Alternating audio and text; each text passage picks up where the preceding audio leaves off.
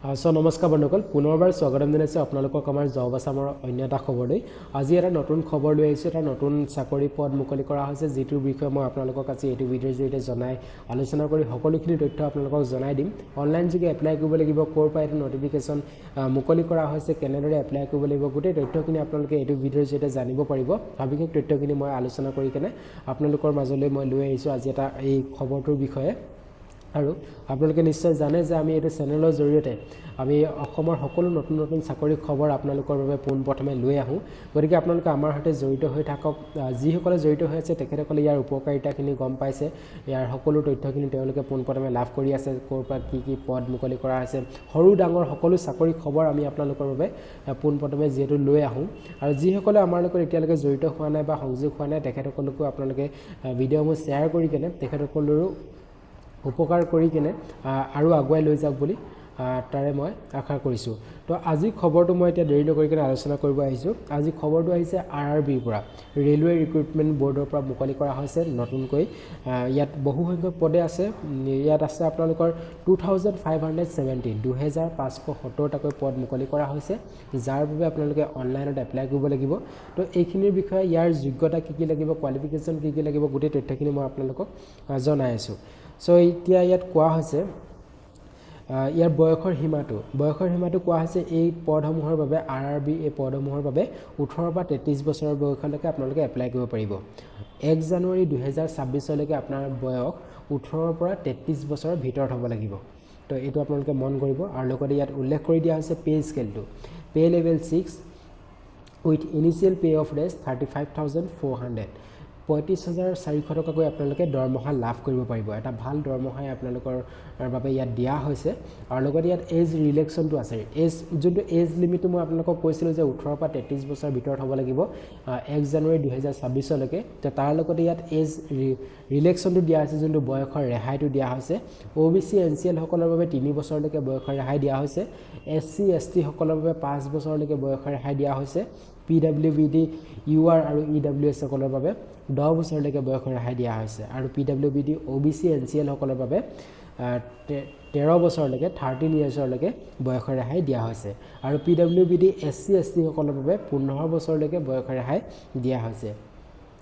so ইয়াৰ পিছতে মই আপোনালোকক যেটো জনাইছো যে 2570 টা 2570 টা পদ মুকলি কৰা হৈছে এটো RRB পৰা এই পদসমূহ হৈছে JE পদ অৰ্থাৎ জুনিয়ৰ ইঞ্জিনিয়াৰৰ পদ হয় তো ইয়াত আপোনালোকৰ JE electrical JE civil track machine mechanical diesel electrical তো এইখিনি পদহে মুকলি কৰা হৈছে তো এই পদসমূহৰ বাবে যদি আপুনি যোগ্য হয় বা আপুনি যদি JE কৰা হয় তো তেতিয়াহে আপুনি ইয়াৰ বাবে এপ্লাই কৰিব পাৰিব তো ইয়াৰ কোৱালিফিকেশন বা শিক্ষাগত অৰ্হতাটো হেতুৱে যে যেহেতু JE পদ হয় গতিকে আপোনালোকে JE কৰা হ'ব লাগিব বা জুনিয়ৰ ইঞ্জিনিয়াৰ হ'ব লাগিব ইয়াত বিশেষ ট্ৰেডসমূহ ইয়াত উল্লেখ কৰি দিয়া হৈছে যেনেকৈ আপোনালোকৰ মেকানিক্যাল সিভিল আৰু ইলেক্ট্ৰিক্যাল তো এনে ধৰণে এইখিনি আপোনালোকে চাই ল'ব পাৰিব ইয়াৰ নটিফিকেশন যোনটো অফিচিয়ালি প্ৰকাশ কৰা হৈছে তো তাৰো লিংক মই দি ৰাখিছো ডেসক্ৰিপচনৰ লিংকত ক্লিক কৰি আপোনালোকে অফিচিয়েল নটিফিকেশনখন নিজে এবাৰ আপোনালোকে চাব যদি বিচাৰে তেনেহলে চাই ল'ব পাৰিব বা সকলোখিনি মই আপোনালোকক ইয়াত জনাই দিছোৱে তো ইয়াৰ পিছত আপোনালোকৰ আহিলে ইয়াত এক্সামিনেশন ফিজটো আপোনালোকে যোনটো এপ্লাই কৰিব এপ্লিকেশন ফিজ এটা আপোনালোকে পে কৰিব লাগিব তো হেতু ইয়াত উল্লেখ কৰি দিয়া হৈছে ক্যাটাগৰী ওয়াইজ এনে ধৰণে SC ST সকলে 250 টকা কৈ দিব লাগিব এক্স সাৰ্ভিসমেন সকলে 250 টকা কৈ দিব লাগিব ফিমেল সকলে 250 টকা কৈ দিব লাগিব আৰু ট্ৰান্সজেন্ডাৰ সকলে 250 টকা কৈ দিব লাগিব মাইনৰিটিজ সকলেও 250 টকা কৈ দিব লাগিব অনলি আপোনালোকৰ ইকোনমিক্যালি বেকওয়ার্ড ক্লাস তো তেখেতসকলে 250 টকাকৈ দিব লাগিব তো এই যোনটো SC ST এক্স সাৰ্ভিসমেন ফিমেল ট্ৰান্সজেন্ডাৰ মাইনৰিটিজ আৰু ইকোনমিক্যালি বেকওয়াৰ্ড ক্লাস তো এইকিটাৰ এই ক্যাটাগৰী মানুহসকলে এই ক্যাটাগৰী ক্যান্ডিডেট সকলে 250 টকাকৈ দিব লাগিব আৰু তাৰ বাহিৰে বাকি সকলে 500 টকাকৈ এপ্লিকেশন ফিজ বা এক্সামিনেশন ফিজটো পে কৰিব লাগিব তাৰ পিছত পেমেন্ট মোডটো ইয়াত উল্লেখ কৰি দিয়া হৈছে candidate can pay their exam fees through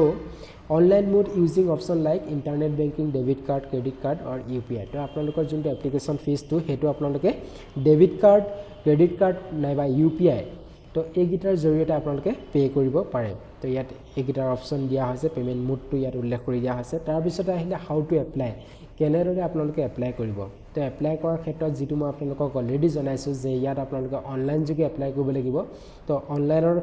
apply কৰাৰ লিংকো আপোনালোকে ডেছক্ৰিপশ্যনত পাই যাব লিংকত ক্লিক কৰি আপোনালোকে এপ্লাই কৰি ল'ব পাৰিব যোনটো আপোনালোকে তলত অনলাইন এপ্লিকেশ্যন ফৰ্ম বুলি এটা লিংক পাব তো সেইটো অপেন কৰি ল'ব তাৰপিছত আপোনালোকৰ যিখিনি পাৰ্চনেল আৰু এডুকেশ্যনেল ডিটেইলছ আছে তো সেইখিনি আপোনালোকে তাত ফিল আপ কৰিব যিখিনি তাৰ ৰিকুৱাৰ্ড